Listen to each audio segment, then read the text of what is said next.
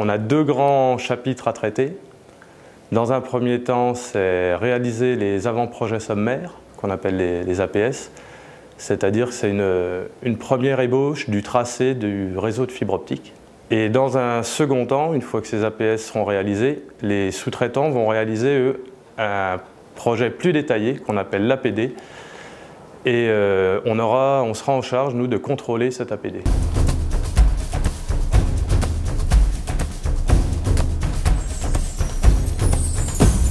D'une manière générale, ce qu'on cherche, c'est à réutiliser au maximum les infrastructures existantes, donc des opérateurs qui sont déjà en place, ça va être Orange, ça va être les opérateurs locaux comme Alsace Connexia, Orin Télécom, pour minimiser au maximum tous les travaux de génie civil qui nécessitent des ouvertures de chaussées, des ouvertures de voiries, et donc des travaux qui sont coûteux et surtout peu esthétiques parce que ça laisse des tranchées de partout.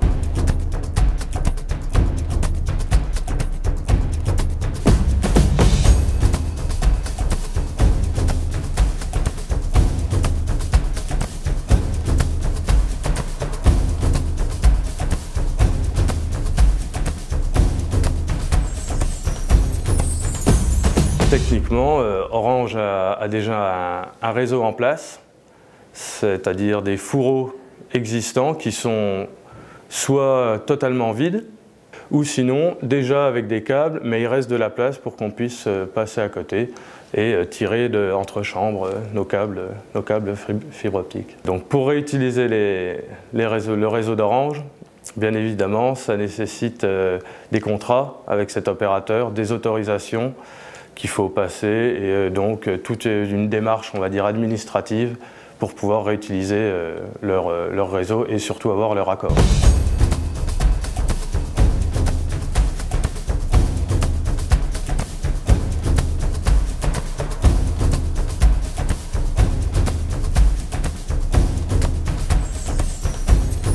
On est là pour amener notre savoir-faire en termes de gestion de gros projets. C'est un gros potentiel en termes de marché et donc il faut bien évidemment s'y mettre et devenir compétent et compétitif.